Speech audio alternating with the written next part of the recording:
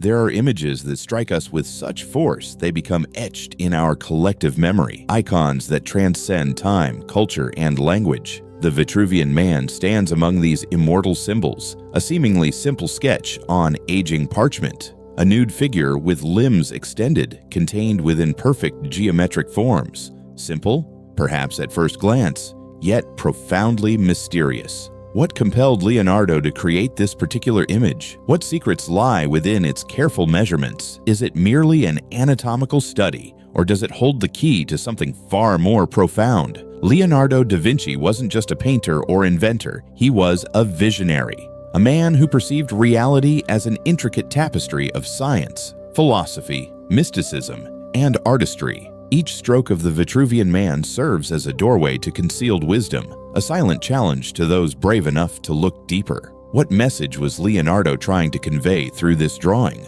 Why was he so captivated by the theories of an ancient Roman architect called Vitruvius? And most importantly, what is the true significance of the Vitruvian Man? Today, we'll explore this enigma together. We'll strip away the layers of this Renaissance puzzle and uncover what Leonardo, the genius who perceived the invisible, was attempting to reveal to us. And I promise you this, by the end of our journey, you'll never look at this iconic image the same way again. I will reveal the most important insight at the end of the video, the ancient origins. To grasp the enigma of the Vitruvian Man, we must journey back through time. We need to look beyond the Renaissance and travel further to ancient Rome, to the 1st century BC, where we encounter Marcus Vitruvius Pollio. Vitruvius wasn't just an architect, he was a visionary thinker. He rejected the notion that architecture should be guided solely by aesthetics or intuition. For Vitruvius, beauty wasn't subjective,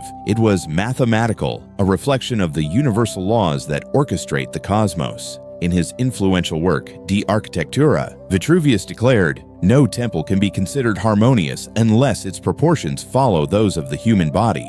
This idea was revolutionary. Vitruvius recognized the human form as the ultimate template of symmetry and proportion. When a building embodied these same proportions, it became more than stone and mortar. It became a vessel of cosmic harmony. But what does this mean in practical terms? Envision a Roman temple. According to Vitruvius, everything from its columns and arches to the dimensions of its chambers needed to follow mathematical principles inspired by human anatomy. This wasn't merely an architectural concept, but a profound philosophical statement. Humanity isn't separate from the universe. It is its perfect reflection. This perspective wasn't unique to Rome. Throughout history, ancient civilizations from Egypt to Greece believed that mathematics was the divine language of creation. Pythagoras proclaimed that all is number and that cosmic harmony could be expressed through mathematical ratios. The Egyptians employed these proportions in constructing their massive pyramids. Greek sculptors crafted their deities and athletes following these same principles. Centuries later, when Leonardo da Vinci encountered these ideas, he became obsessed. If the human form truly mirrored the order of the universe, then we are not just flesh and blood. We are microcosms, miniature versions of the universe itself. And thus, the Vitruvian Man was conceived. But if Leonardo merely wanted to illustrate an architectural theory, why did he place the figure within both a circle and a square? Why did he create the illusion of movement?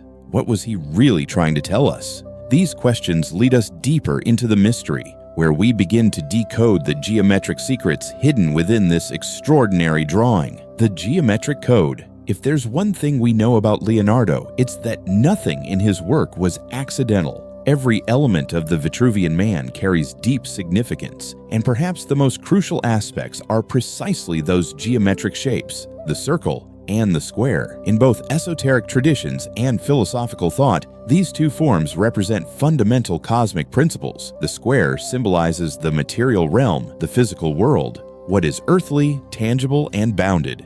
It represents the domain of logic, science, and structure. The circle conversely embodies the spiritual, the infinite, the divine. Having no beginning or end, it represents eternity, perpetual motion, and connection to higher realms. By positioning man within both shapes, Leonardo was illustrating something far deeper than anatomy. He was demonstrating that the human being serves as the bridge between heaven and earth, between matter and spirit. This concept has ancient roots. In Hermetic philosophy, we find the axiom, as above, so below. Humanity reflects the universe, and the universe reflects humanity. Leonardo, who studied both empirical science and mystical traditions, was undoubtedly familiar with this worldview. His Vitruvian Man wasn't simply a technical study, it was a declaration that the human being is the key to understanding existence itself. But there's an even more fascinating detail in this drawing, the position of the limbs. Have you noticed that the figure appears to be in two positions simultaneously? This was no oversight. It was a deliberate message, the mystery of movement. When we closely examine the Vitruvian Man, we notice something remarkable. The figure isn't static. His arms and legs shift positions, creating an impression of movement. But why? Why would Leonardo, a master of precision, depict a man seemingly shifting within his own form? The answer lies in the principle of transformation. Since antiquity, various spiritual and philosophical traditions have taught that the human being isn't fixed, but constantly evolving. The concept of transmutation, central to alchemy, suggests that everything exists in perpetual evolution, from base metal to gold, from ignorance to wisdom, from the mundane to the sacred. Leonardo, a student of alchemy and its quest for perfection, applied this principle to his drawing. The man within the square represents our physical nature, subject to the constraints of corporeal existence. The man within the circle symbolizes our spiritual essence, the consciousness that transcends physical limitations. Between these two states, there is a subtle but profound shift. The limbs extend, the body moves, as if ascending toward a higher state of being. This isn't merely an anatomical study, it's a roadmap for human evolution. This concept of transformation isn't limited to spirituality. In his scientific pursuits, Leonardo was among the first to meticulously study human anatomy, uncovering its functions and exact proportions. He understood that the body wasn't simply a mechanical structure, but a living, adaptable system capable of growth and change. Here lies the true secret of the Vitruvian Man. He doesn't represent static perfection, but rather the eternal process of becoming. The human being isn't merely a harmonious geometric structure, but a living bridge between the material and the divine. And this bridge isn't fixed. It's in constant motion, evolving, transcending, becoming something more. It is this process of transformation that leads us to Leonardo's ultimate revelation, the universal pattern. Leonardo da Vinci was centuries ahead of his contemporaries. But what many fail to realize is that his genius extended far beyond art and science.